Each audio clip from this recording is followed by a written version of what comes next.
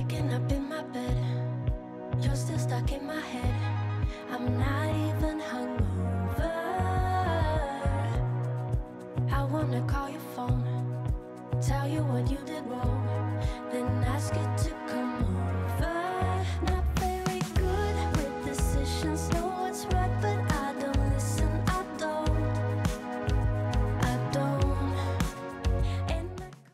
Hey guys, and good morning. Welcome back to the channel. I'm hoping that you all are having a lovely day wherever you are. And yes, we are back in Evergreen Harbor.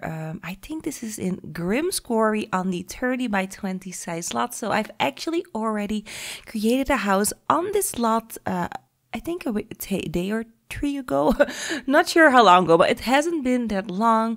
But this lot just keeps inspiring me. So the last build that I did here was very modern looking. It was very square. It kind of resembled a container build, although not really.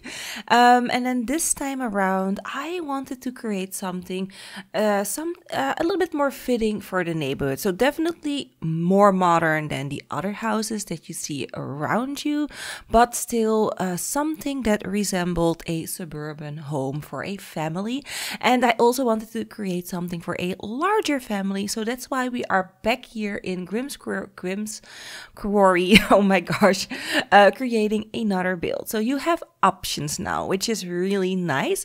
So this family home that I'm creating, this suburban home, is a 4-bedroom, 3-bathroom home, and that all on a 30 by 40, or not 30 by 40, oh my gosh, a 30 by 20 size lot. So it's amazing how much I actually could fit in a tiny space as this. Yes, there is not really any landscaping.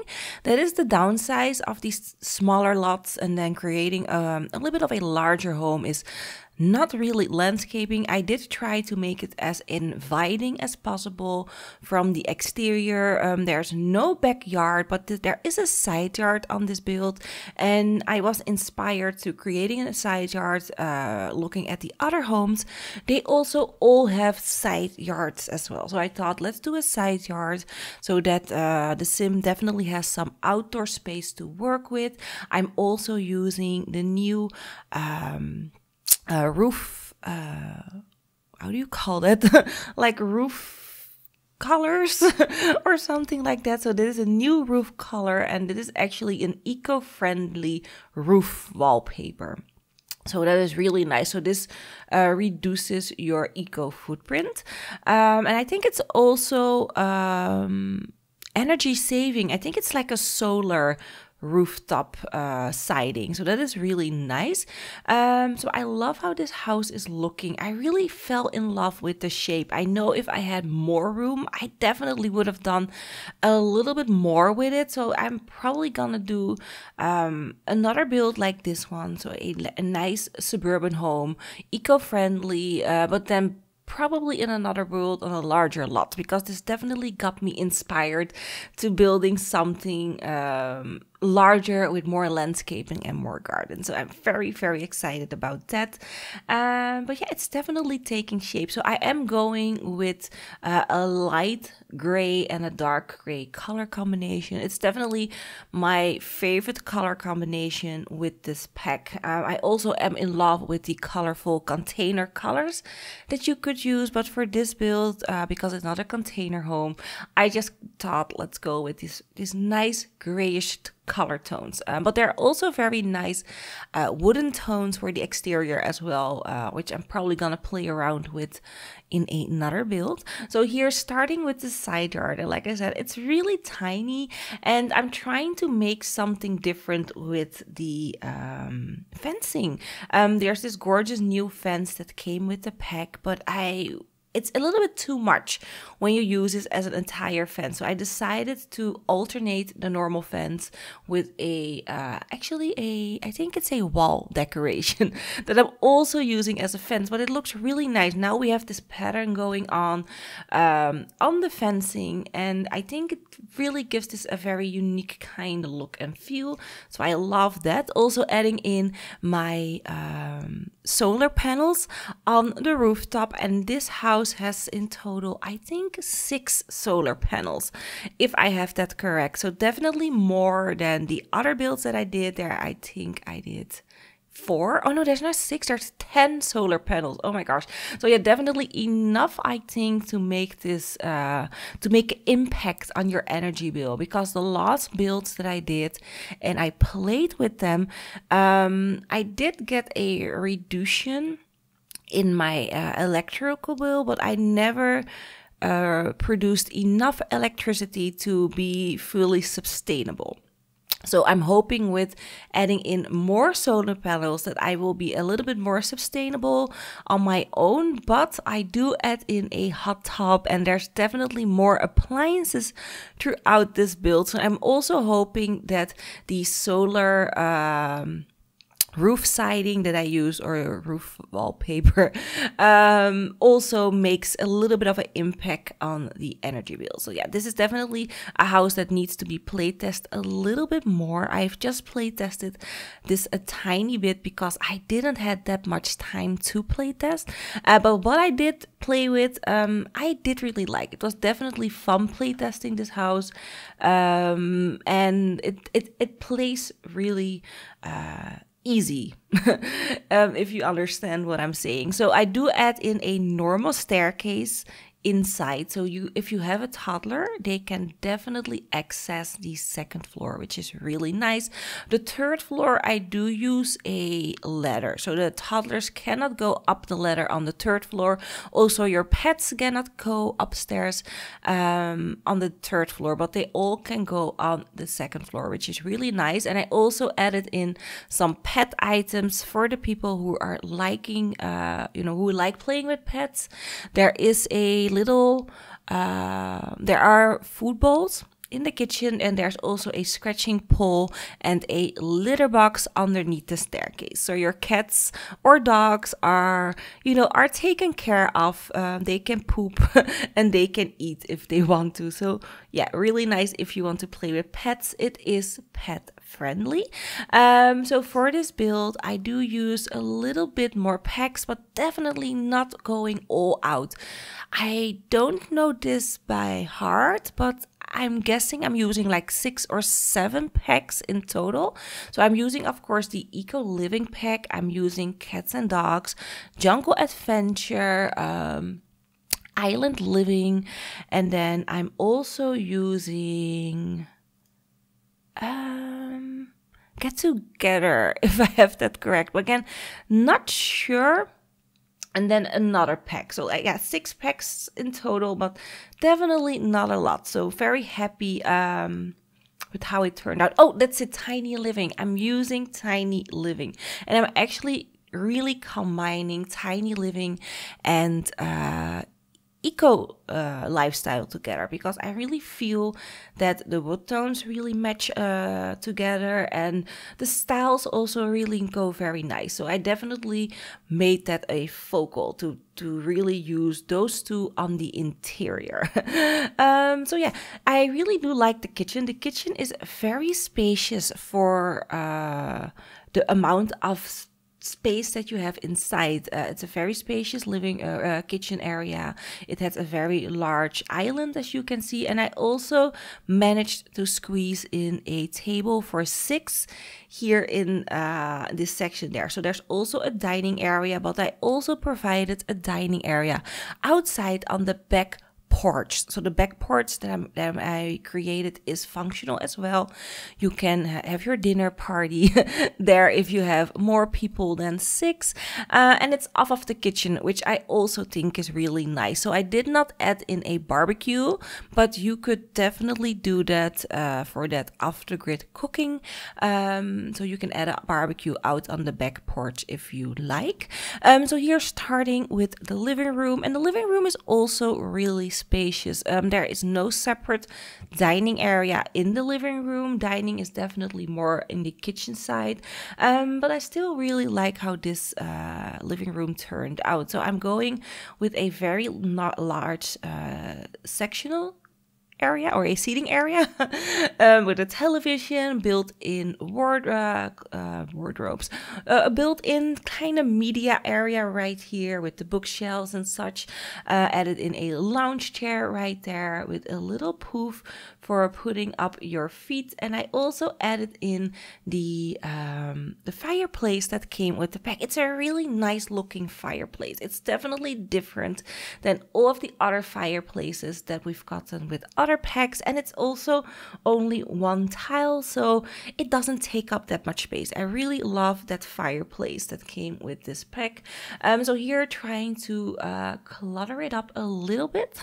I'm not going overboard in the clutter. You can definitely add in your own little personal touches of your sim. Also adding in a kind of a feature wall on the back of the media area right here, because it was looking a little bit bland and boring. So I added in these really nice decorational wall pieces that I'm also using as a fence in the garden. They look really nice inside, and it all ties everything together. So it ties in the garden with the living room, and I am gonna use these decorational pieces throughout the entire house. So here, making another kind of decorational wall with a indoor garden or a wall garden or vertical garden.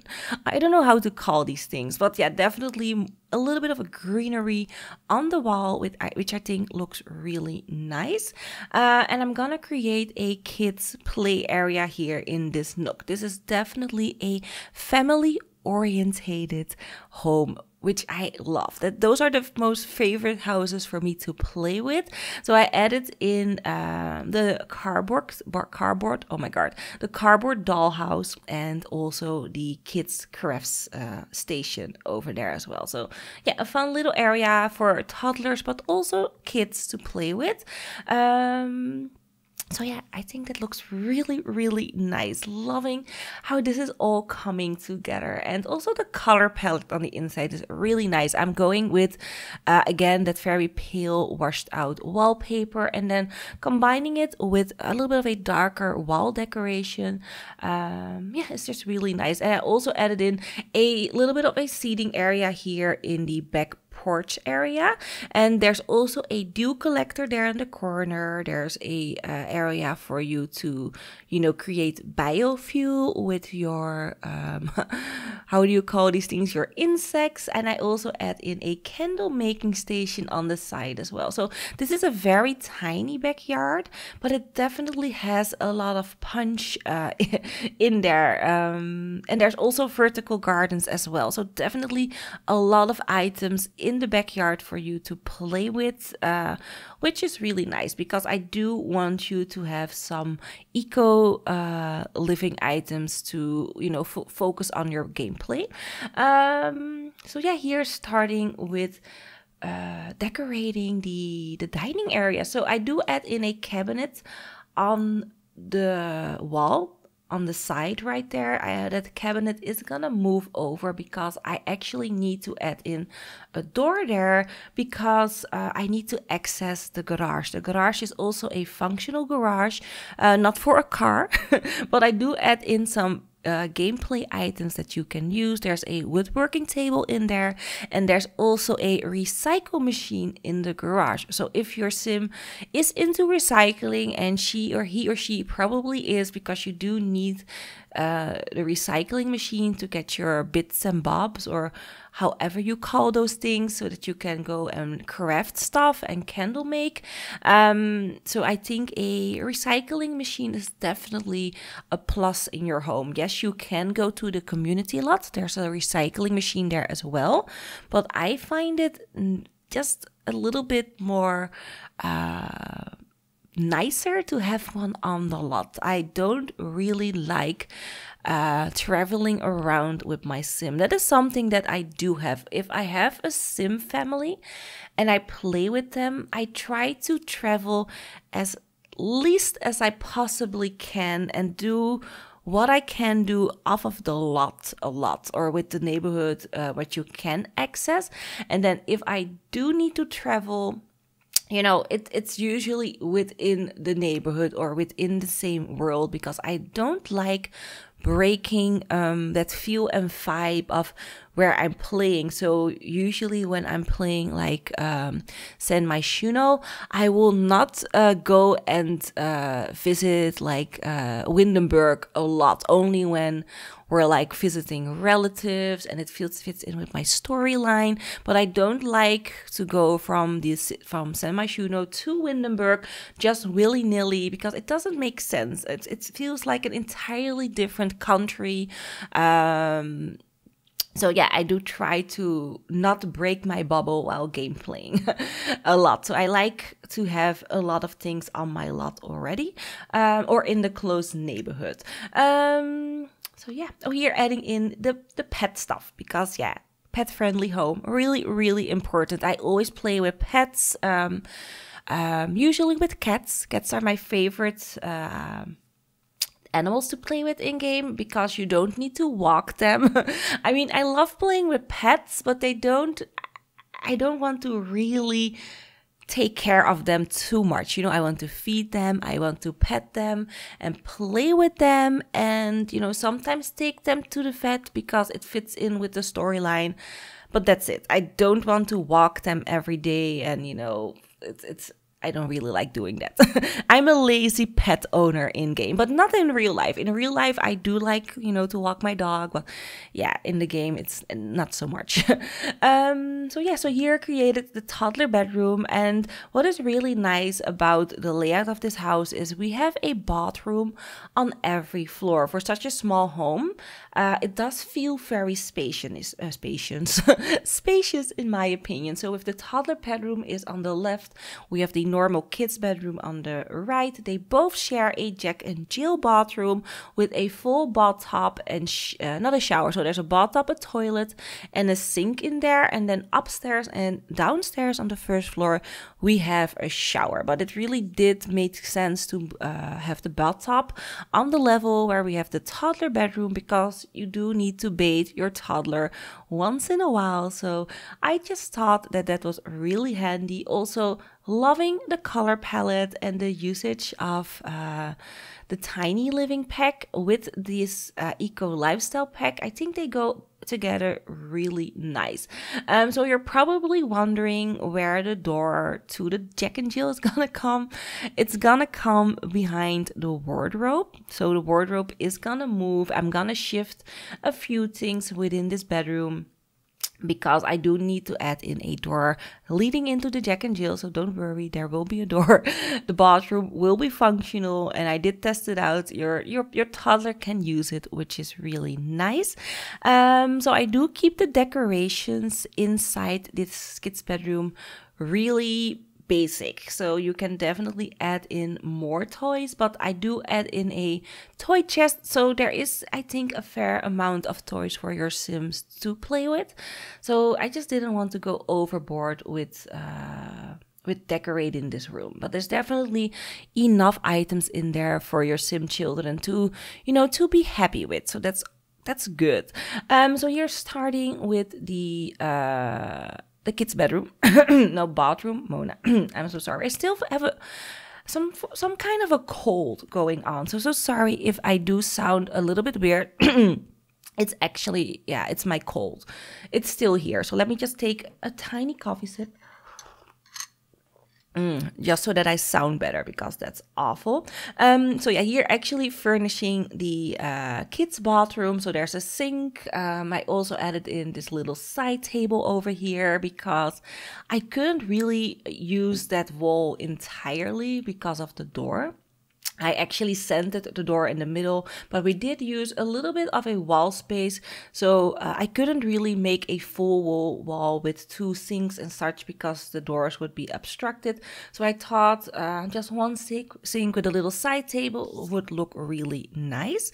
So yeah, here furnishing the final area, the final two bedrooms on the third floor, and that is accessible with a ladder. And that is where ladders really come in very handy, because if I would have used a normal staircase, I would have lost a lot of tiles to, you know, use for the bedrooms. The floor plan also would be a little bit different. So this makes me really happy that we have ladders. I do feel that ladders are gonna become something of a feature that I cannot build without anymore. Definitely these smaller homes, it's just such a really nice thing to have. So yeah, very happy that I have a ladder for this build. So this bedroom right here is the master bedroom. This is slightly larger than the other bedroom on this level. So I decided that this would be the master. They do have a tinier bathroom upstairs here where the bedrooms are, but I think that is fine.